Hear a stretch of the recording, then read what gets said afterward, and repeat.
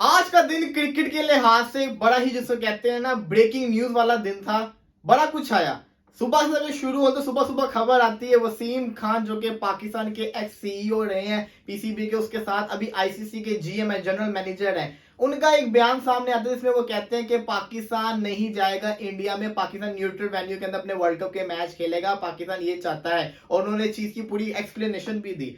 उसके बाद क्या होता है, जैसे ही जिसको कहते हैं ये खबर लीक होती है, 1 घंटे के अंदर पूरे ट्विटर के ऊपर, पूरे सोशल मीडिया के ऊपर थल्ली सी मच जाती है। हर कोई अपने जिसको कहते हैं ना ट्वीट करना शुरू होता है, हर जगह से इंफॉर्मेशन आने लग जाती है। फिर एक इंफॉर्मेशन आती है कि पाकिस्तान इंडिया में अपने मैचेस नहीं खेलेगा, पाकिस्तान बांग्लादेश के अंदर अपने मैचेस खेलेगा, ये मामला तय हो चुका हुआ है। लेकिन उसके बाद फिर एक न्यूज आती है, आईसीसी आते हैं, आईसीसी के कुछ बंदे आके बात को क्लियर करते हैं। वो कहते हैं पाकिस्तान के बोर्ड के दरमियान में, बांग्लादेश के बोर्ड के दरमियान में ऐसी कोई बात नहीं हुई। और इसी के साथ साथ बिल फर्ज अगर ऐसा होता भी, अगर पाकिस्तान सेमीफाइनल फाइनल में क्वालिफाई कर जाता, तो आप कैसे सोच सकते हैं कि भाई इंडिया होस्ट है वर्ल्ड कप का, इंडिया फाइनल और सेमीफाइनल जाके बांग्लादेश में करवाएगा? ऐसा हो ही नहीं सकता। ये बात मैं आपको उनकी बता रहा हूं। और फिर हमने भी सोचा बात तो बिल्कुल सही है, तो फिर बात वही आ जाती है ना। फिर एशिया कप, जब पाकिस्तान का एशिया कप जो कि पाकिस्तान होस्ट कर रहा है, तो फिर पाकिस्तान अगर इंडिया फाइनल सेमीफाइनल में जाती है तो फिर पाकिस्तान का क्या फायदा हुआ जब फाइनली जिसको कहते हैं दुबई या कतर के अंदर होगा। मेरा ख्याल है इंडिया भी अब हमारी वाली फीलिंग, हमारी जो फीलिंग्स है वो फील कर रहा होगा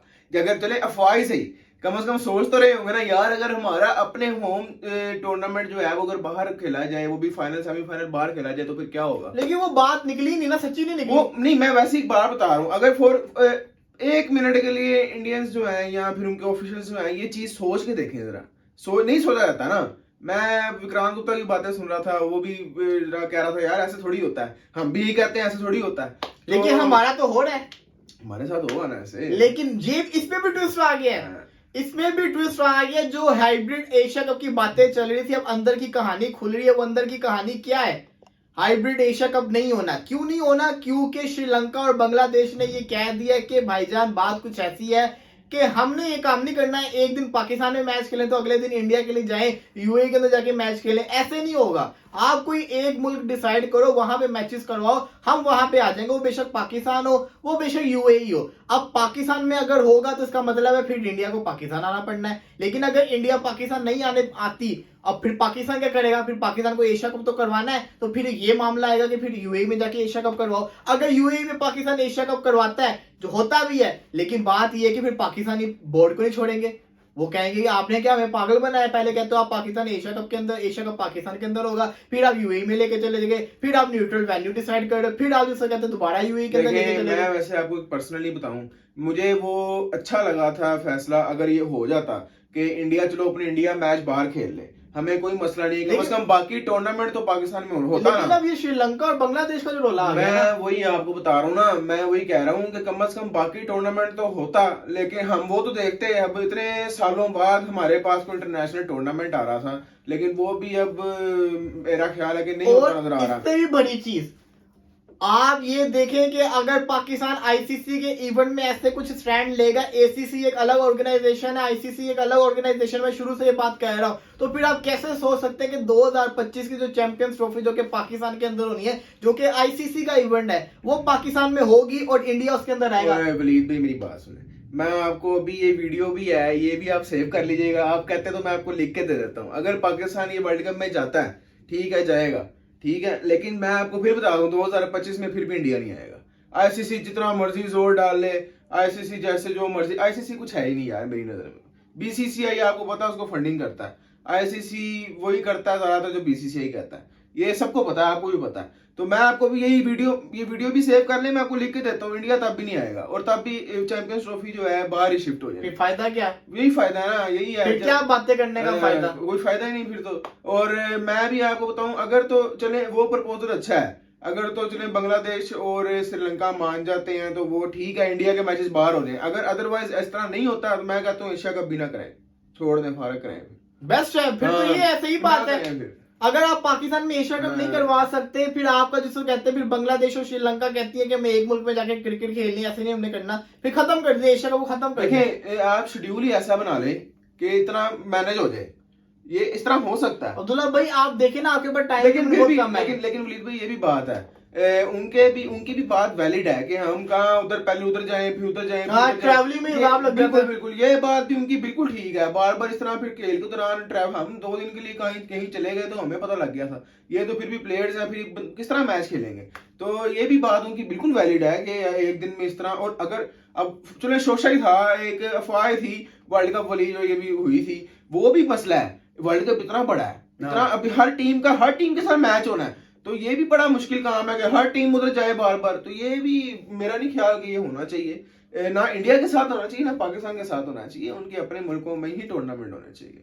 अब बाकी टीम्स आ रही हैं तो फिर इंडिया को भी आना चाहिए, इंडिया को क्या इशू है, न्यूजीलैंड भी आने वाली है, बस पाकिस्तान पहले भी होके गई है, हर टीम तो आ रही है, कोई वैलिड बहाना नहीं बनता, ये बस एक इशू है इनका और पॉलिटिक्स। ये रहेगा और आपने तो कहते 2025 में भी मैं रहेगा। आपको लिख के देता हूँ, मैं आपको 100% कहता हूँ कि इंडिया 2025 में भी नहीं आएगा। फिर देखेंगे ये कि अब पीसीबी का क्या स्टैंड होगा, क्या वो करेंगे, क्योंकि अभी तक मुझे जो पर्सनली बात बताओ ना, पीसीबी की समझ नहीं आ रही, कभी कुछ कर रहे होते कभी कुछ कर रहे होते। चले रमीज राजा ने, मुझे ना उसके कुछ काम नहीं पसंद, लेकिन उसके मुझे कुछ काम बड़े पसंद है। उसने टीम को एक कर दिया था, कैप्टन को पावर दी थी जरा, और उसको फैसले करने दिए थे, और मुझे उसकी ये स्टैंड भी जो लेता था ना, वो मुझे ये भी बात उसकी बड़ी अच्छी लगती थी, वो स्टैंड लेता था। निजम सेठी ऐसा फिलहाल कोई स्टैंड मुझे लेता नजर नहीं आ रहा, और ये अफवाहें हैं सारी। और देखते हैं, मैं आपको ये भी बता दूं, पाकिस्तान जो है ना, इंडिया जाएगा खेलने, ये तो चाहे सबको एशिया पता है, कप मुझे ना हो, पता है। चाहे एशिया कप ना हो, पाकिस्तान फिर भी वर्ल्ड जाएगा। कप कहाँ कुछ मैं करेगा। मैं वही आपको बताता हूँ, इस मौके पे ना आईसीसी को भी एक ना बीच में आना चाहिए, डील करानी चाहिए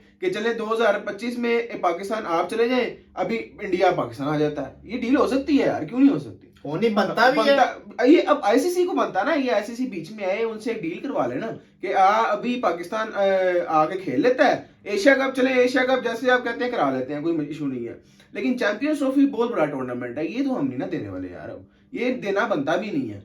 तो मेरा ख्याल है डील हो जाए तो बेहतर लेकिन है। उसके लिए फिर ये होगा पाकिस्तान को कदम बढ़ाना पड़ना है, इंडिया जाके वर्ल्ड कप खेलना पड़ना है।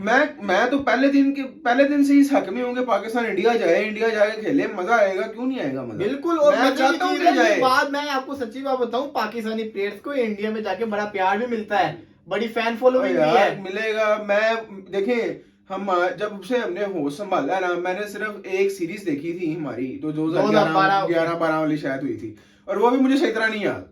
तो मैं खुद भी चाहता हूँ कि यार जरा क्रिकेट देखें एक दूसरे के मुल्कों में, और मैं चाहता हूँ कि हमारी टीम इंडिया में क्राउड में जब जाके खेले ना, मैं असल में वो चीज देखना चाहता हूँ, क्योंकि ये इनमें से एक भी बंदा इंडिया नहीं गया होगा, तो ये बड़ा इनके लिए भी बड़ा अच्छा एक्सपीरियंस होगा।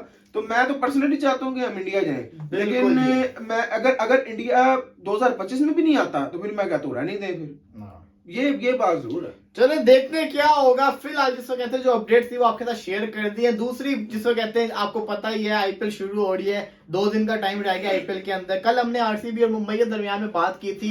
आज जिसको कहते हैं हम 2 और बड़ी टीमों को लेकर आए हैं। नाम है CSK Chennai Super Kings, MS Dhoni की टीम।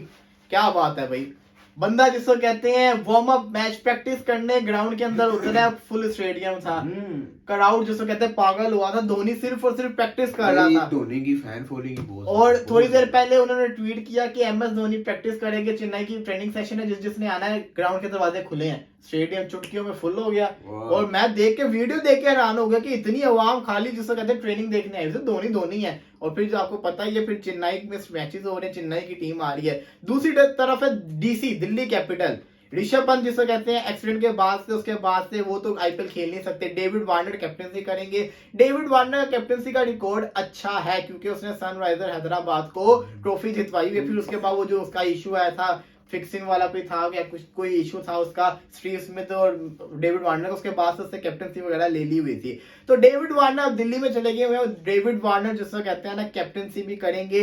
इसी के साथ दिल्ली की टीम की बात करें, चेन्नई की टीम की बात करें, दोनों बहुत बड़ी टीमें हैं, बहुत तगड़ी टीम है। एक में बेन स्टोक्स है तो दूसरी में मिचेल मार्श है, एक में मोइन अली है तो दूसरी में डेविड वार्नर है, एक में MS धोनी है तो दूसरी टीम में MS धोनी की जिसको कहते हैं ना जूनियर ऋषभ पंत जो था, अब वो नहीं है।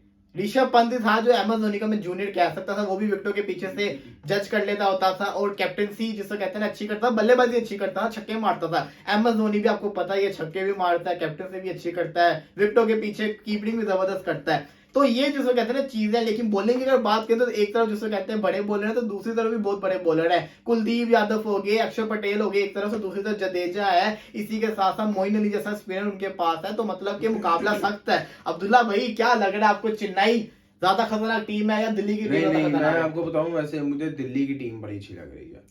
उनकी बड़ी बैलेंस टीम है, उनकी बैटिंग बहुत अच्छी है, उनकी पावर हिटर उनके पास बड़े जबरदस्त हैं। लेकिन मुझे ना चेन्नई में कुछ इतने खास नहीं लगे। लेकिन बैटिंग मुझे जो थोड़ी मैंने सी एक चीज खास हमेशा नोट किया है चेन्नई की, चेन्नई बेशक इसके पास इतने बड़े नाम नहीं होते लेकिन टीम परफॉर्मेंस बड़ी अच्छी रहती है। वो उसकी एक वजह है ना, MS धोनी। MS धोनी, लेकिन- कैप्टनसी उसकी भाई, उसकी बड़ी आउट क्लास लेकिन इस दफा अब्दुल्ला भाई अगर चेन्नई की टीम की बात करें तो आप देखें इनका ओपनर है ऋतुराज।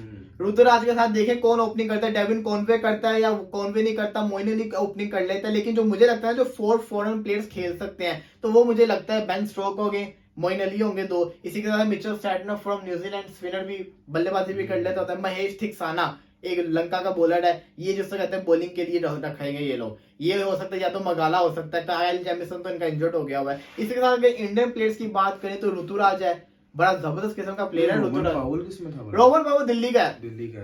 ऋतुराज हो गया, MS धोनी हो गया, जडेजा हो गया, इसी के साथ साथ रायडू हो गया, जिंके रहाने हो गया, और अगर बात करूं शिवम दुबे हो गया। तो मतलब के नाम इधर भी है, बड़े नाम नहीं है लेकिन नाम बड़े हैं। सबसे बड़ा नाम जिसे कहते हैं MS धोनी हो गया। लेकिन दूसरी तरफ दिल्ली की बात करें तो दिल्ली के पास है जी ओपनर आपका डेविड वार्नर, फिर पृथ्वी शाह जिसको कहते हैं मैं समझता हूँ बड़ा ही खतरनाक T20 का प्लेयर और IPL में तो चलता ही बहुत है। ये खतरनाक किस्म का ओपनिंग प्लेयर हो गया। 1 डाउन पे आपका मिचेल मार्श, जिसने भी इंडिया के अंदर क्या जबरदस्त किस्म की बल्लेबाजी की है, player in form Mitchell Marsh. इसी के साथ अगर मैं बात करूं तो प्लेयर्स इनके पास भी बड़े जबरदस्त आ जाते हैं। रोवन पावल भी इनके पास है, एनरिक नोकिया इनके पास है, रायली रूसो इनके पास है, और एक और नाम भी थोड़ी देर पहले आप बता रहे थे वो भी इसी टीम के अंदर है। जबरदस्त किस्म की प्लेइंग 11 है इनकी। मतलब कि फॉरेन प्लेयर्स बड़े जबरदस्त है। ऋषभ पंत की कमी फील हो रही है, ऋषभ पंत की कमी फील हो रही है, लेकिन उनके पास सरफराज खान भी तो है ना, जो कि एक तगड़ा जिसको कहते हैं बल्लेबाज है। उसका नाम बड़ा सुना हुआ है, अभी तक खेलते नहीं। मैंने उसको जब देखा था ना, जब IPL RCB से खेल रहा था, मैंने उसको देखा था